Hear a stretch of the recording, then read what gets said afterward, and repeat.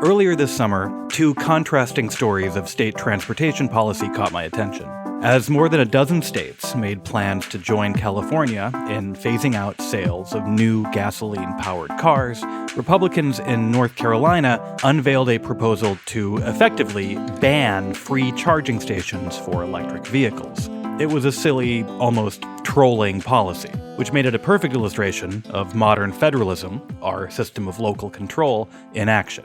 In the US today, which side of the Colorado-Kansas border you reside on determines whether you can purchase legal cannabis from a well-appointed dispensary or whether a first-time marijuana possession charge might land you in jail for 6 months. Teachers in Oklahoma are suspended for sharing links to libraries in New York. As states run by Democrats have moved to expand access to healthcare and the ballot, states run by Republicans have heavily restricted both. The Supreme Court's reversal of Roe v. Wade and the widely varying state abortion restrictions that it enabled made clear what some researchers have been arguing for years. State governments haven't been this powerful and this far apart in governance for a generation. But as the disparities in policy among the states grow larger, our news media, political donations, and our electoral cycles are more nationalized than ever. The old saw that all politics is local looks increasingly out of date. In the 21st century U.S., all local politics is national. I'm Alex Pareene. And I'm Laura Marsh. This is The Politics of Everything. This episode is brought to you by DirecTV Stream. DirecTV Stream brings you the live TV you love.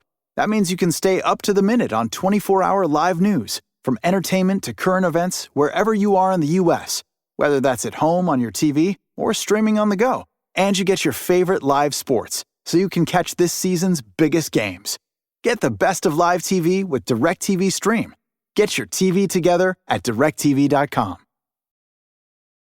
We're talking now with Jacob Grumbach, the author of the new book, Laboratories Against Democracy. Jake, the title of your book is a play on the idea articulated by Supreme Court Justice Louis Brandeis that states are the laboratories of democracy.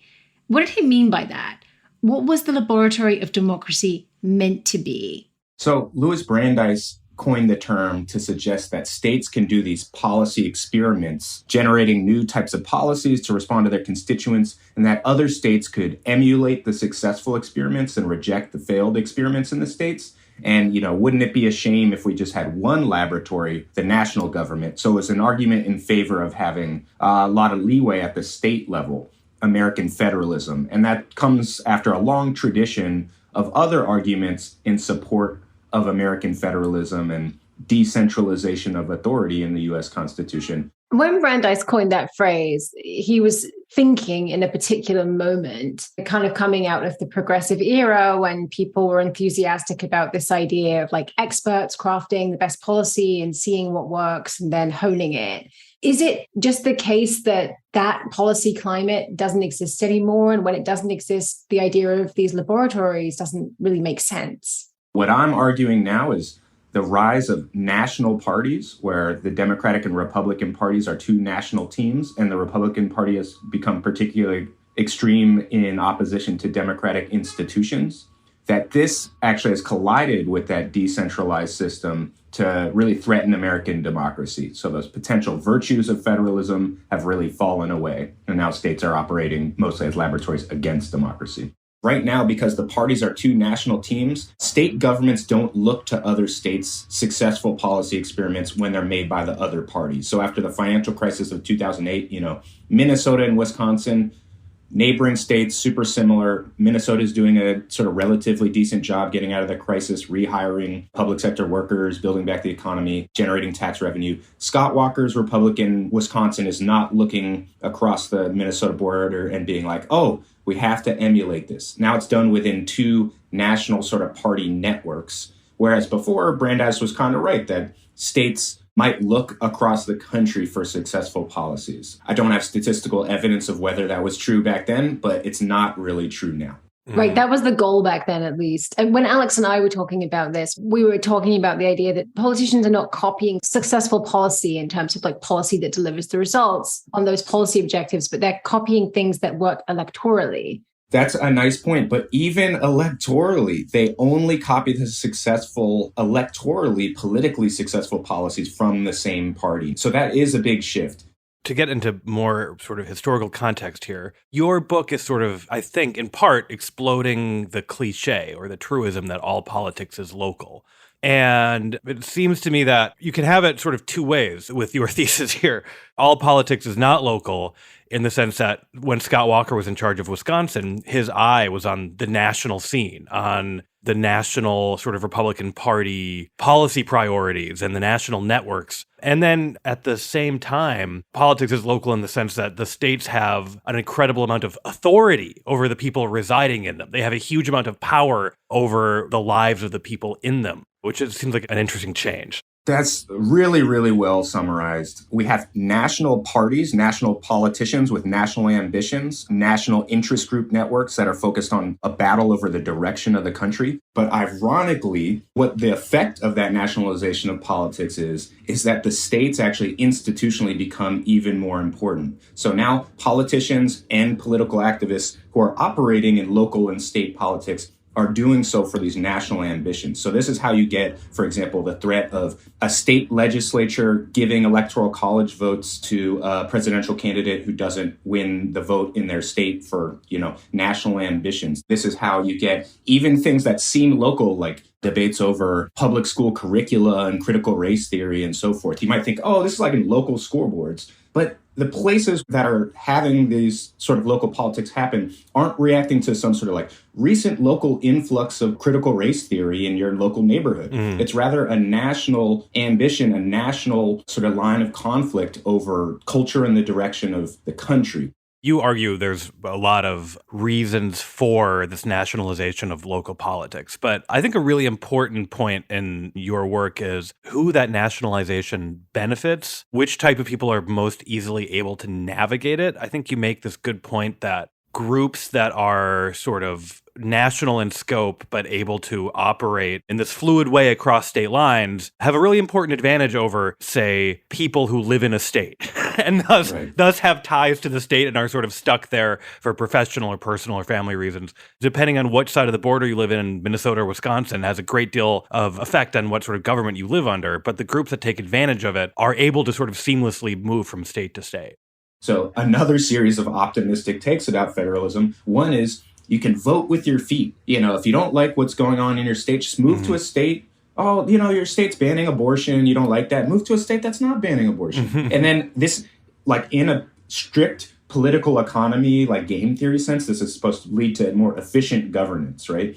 But the trouble is, ordinary people, we can't just pack up and leave, our social networks, our families, our jobs. So by contrast, firms, investors, capital can move very quickly now in the globalized age, very quickly across state lines, right? This can threaten investors, and large taxpayers and firms can put states in a bidding war and say, I'll set up shop in your state if you give me the most tax breaks. And then states compete against each other to reduce taxes. Ordinary people, social movements, they can't. We're all going to move away if you don't, expand Medicaid for us. Like that is not how that works. With the involvement of kind of national networks in state politics, is there a difference in effectiveness between the Republican Party and Democratic Party at doing that? Yeah, so it really depends on the issue area there. So, I came of age in the George W. Bush administration, early 2000s. It's like a classic, if you care about like climate change, this is an oil executive president. You're not going to pass stuff at the national level. So fail globally, act locally. And you did get a ton of coastal states really doing new climate regulation, fuel efficiency standards. States on the West Coast raised taxes on the wealthy after the financial crisis. Medicaid expanded after the Affordable Care Act in every blue state and most purple states, disproportionately by Democrats. So like liberals and Democrats have been successful in some areas in changing policy prior to the Supreme Court ruling that gay marriage was legal. States passed gay marriage laws. And on the Republican side, you see it very powerfully in other areas too. Like prior to the Dobbs Supreme Court abortion decision, huge restrictions on abortion being innovated in conservative states. cutting taxes on the wealthy, deregulating the environment, making it easier to get high-powered guns, and the big thing, restricting labor unions and really dismantling labor unions in especially the Midwest in the 2010s. So in all of these, there's I'd say some symmetry there, support for a different movement on those different areas in different directions. But then when it comes to democracy itself, the big story is backsliding in the red states. And so democratic backsliding, for people who aren't familiar with that term, it means erosion of the institutions that support democracy. That's exactly right. So it's basically how accessible it is to vote.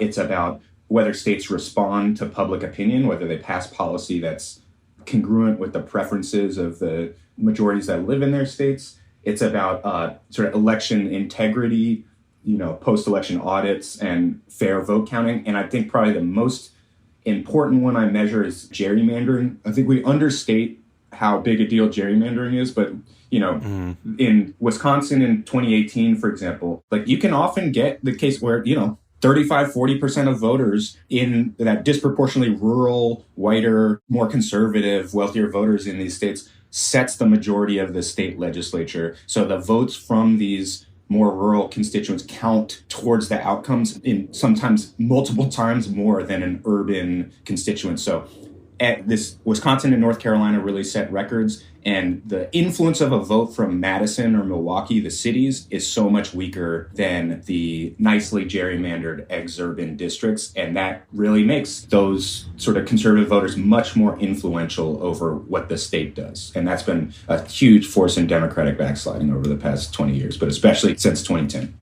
I think that's a really, really important point to get back to some of the myths we're talking about here about federalism and about state governments being sort of closer to the democratic ideal because they're closer to the people. I think you sort of note that on all of these issues, public opinion in quote unquote red states, blue states, and purple states, public opinion can be fairly static on all of these issues, but policy outcomes can diverge wildly. And you wouldn't expect that to be the case if states were reflecting the wills of their unique regional electorate, right? It wouldn't be the case if we'd have such wildly diverging policy outcomes with static public opinion in all of these different states. It's actually which states sort of count which votes, right? Exactly. So in some areas, sort of responsiveness to public opinion has been pretty great. So on LGBT or really LGB rights over those years in the 2000s, that was highly responsive. Marijuana policy, highly responsive, often through ballot initiatives. States first legalized medical marijuana, then full recreational marijuana. That really does seem to be popular movement there. And those are two areas that culture and public opinion have really shifted since we were really young. So those are really responsive policy areas. But on other things, there are huge swings based on when the party that controls the government switches. That idea that you see big swings in policy without swings in public opinion over time within a state, like Wisconsin in that example, that suggests that national organizations and groups are really driving the policy agenda rather than the old school, I'm a highly localized state legislature that really is focused on state and local politics in my state. So one of the idealistic ideas behind federalism, as the founders intended it, was it's supposed to protect us against some national tyrant. But in the U.S., we've got dozens and dozens of local petty tyrants with basically absolute authority. Sheriffs are the best example, or these unrepresentative state legislatures in various states. We have very few protections against these petty tyrants as opposed to the boogeyman of the one big national one. And they're not confined to their little tyrannies in the states. They regulate elections at all levels. So a petty local tyrant is affecting who wins national office in the presidency, in the Senate, in Congress. That's a really, really unique and big deal. So what do you see as the way out of this situation? One way of responding to the power states have is to put more resources into state level races and try and take over state legislatures. Do you think that makes sense, or are we missing something? Yeah, so I think one point on democracy itself, it's clear that you need national baseline rules to prevent states from threatening democratic institutions. Because states regulate elections from local dog catcher up to president, every election is state administered. Same thing with districting, they district for state legislative seats for the state government. and for the U.S. House and Congress. So what the states do really matters. And now they could potentially subvert or essentially steal a presidential election, depending on what the Supreme Court says. All of this means national rule is really crucial. But as usual, things pass the U.S. House and then get stuck in the Senate. So clearly you need more political capacity to be able to do policies like this.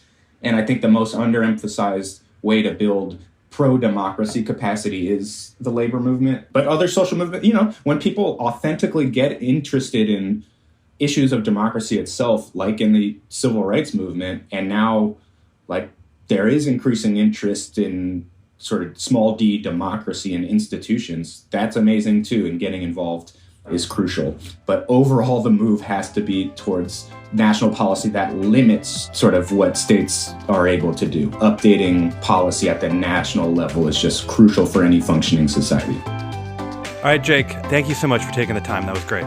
Thanks for having me. After the break, we'll be talking about what's at stake at the local level in this year's elections. Today's episode is supported by Give Directly, a nonprofit that lets you give money directly to people living in extreme poverty.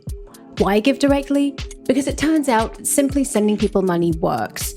This money enables people to provide for their basic needs, invest in their future, and more importantly, maintain agency over their own lives. Paul, a Give Directly recipient in Rwanda, is using his funds to open a bicycle repair shop, buy a cow, and renovate his family's home. No single organization could address all those needs, but when you trust people to invest in themselves, they can.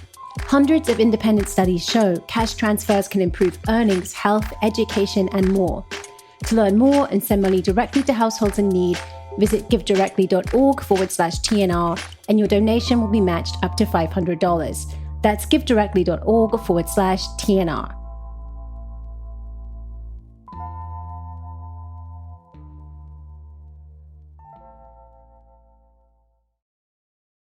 We're joined now by Aaron Kleinman, the Director of Research at The States Project, an organization dedicated to improving people's lives through state legislatures. Aaron, thanks so much for talking to us today. Alex and Laura, thanks you so much for having me. So, if you pay attention to the sort of national political media, or if you're a member of the national political media, the midterm elections that we have been hearing a lot about are Congress, and then a couple races like John Fetterman versus Dr. Oz, Senate races, congressional races, Joe Biden and the Democratic Party's approval rate. What are the most important elections that the media hasn't been talking about and that most people probably haven't been paying as much attention to? The short answer is it's state legislative races across the nation. But if you want to just focus in on a few states, I would say the states with the closest chamber control right now are probably those in Michigan and Arizona. In Michigan, we are 2 seats away from breaking Republican control of the House and 3 seats away in the Senate. And in Arizona, it's 1 seat in each chamber. In both of those states, you could see Democrats feasibly control a chamber for the first time in decades. Those are going to be the 2 states that probably, for the casual observer, you would be most interested in following.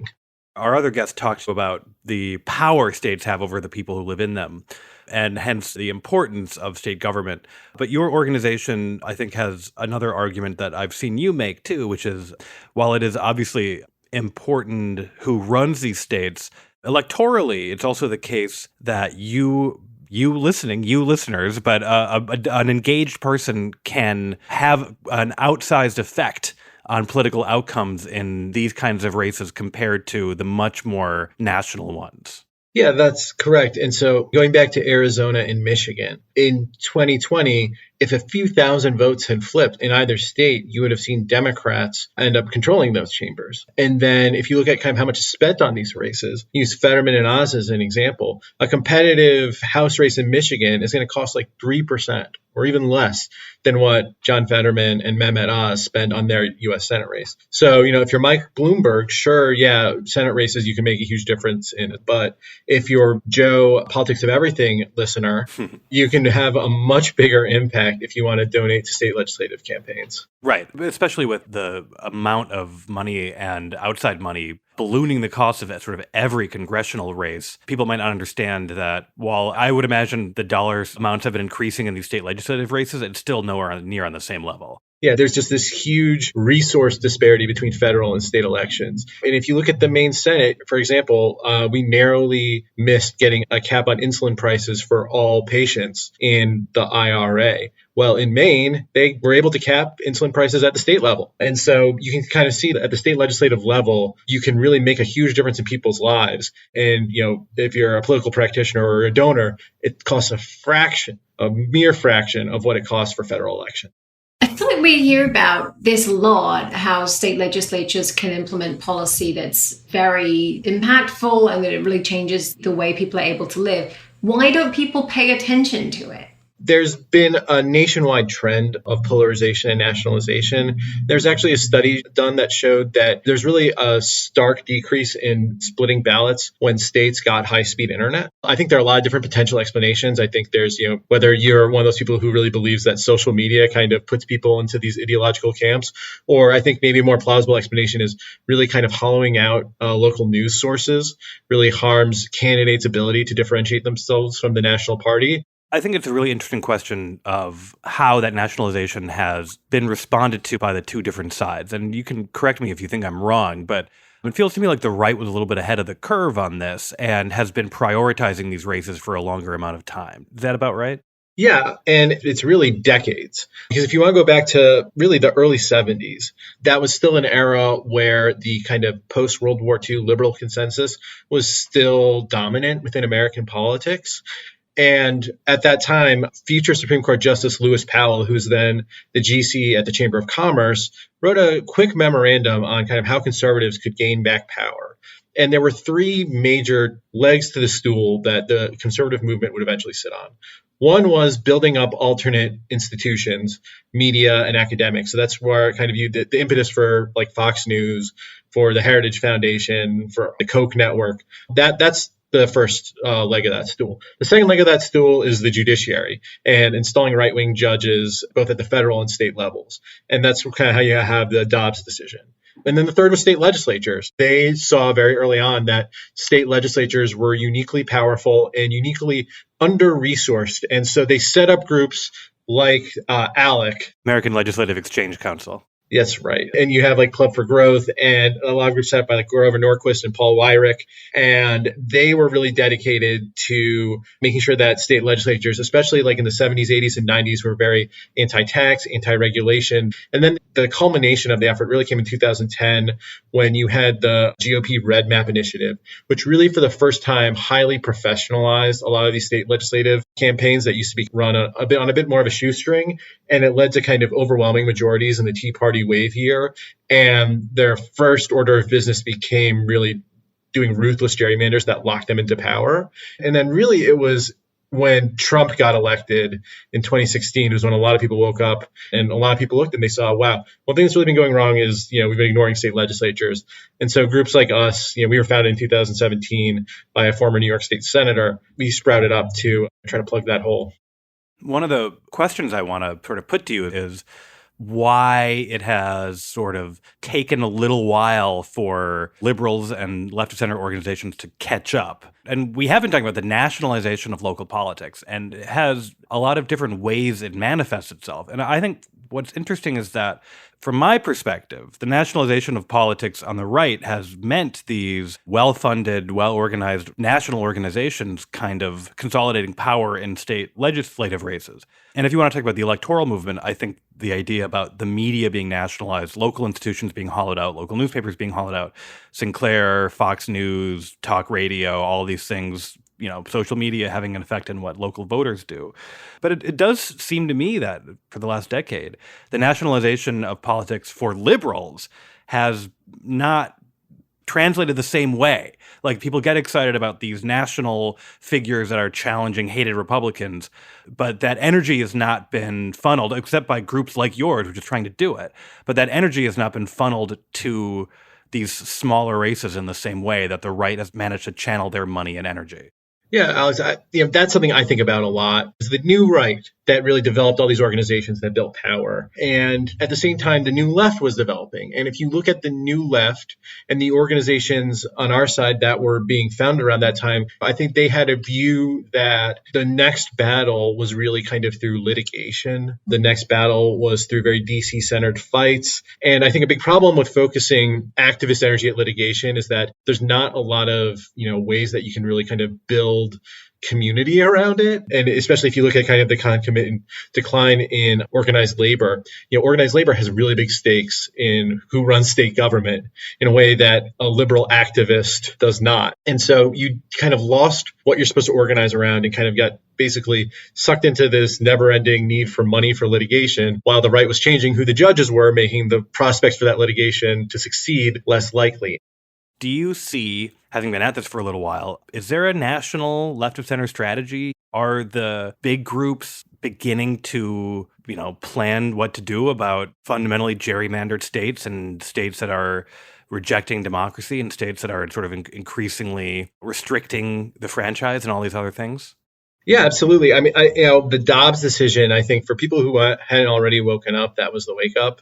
It was, this is now a fight in 50 state capitals. You better have a strategy to at least minimize the fallout. For those very, very red states, it'll probably take a while and a real shift in the culture and the politics to make a huge difference in them. But for now, people have realized that, yes, state capitals really do matter. I have seen that a lot of groups that maybe weren't as focused on states in the past really care a lot about them now. And it's not just the groups, but it's also the rank and file, the activists. People really know just how important these are. If you live in one of these states that has a state legislature that could go to either party or where the supermajority means a lot, going door to door and talking to your neighbors is a huge deal. And it's things that you can do that's free of cost to you. But if you want to give money, statesproject.org, we have a lot of different ways for you to get involved. All right, Aaron, thank you so much for making the time. It's good talking to you. Thanks so much, Alex. The Politics of Everything is co-produced by Talkhouse. Emily Cook is our executive producer. Myron Kaplan is our audio editor. If you enjoy The Politics of Everything and you want to support us, one thing you can do is go to wherever you listen to the podcast and rate the show. Every rating and review helps. Thanks for listening. Would you like to hear more from TNR? Every day, our writers and editors work to bring you the reporting and analysis you need to make sense of the world. But we can't do it without you. Please consider subscribing to The New Republic with our special offer at tnr.com/special offer. That's tnr.com/special offer.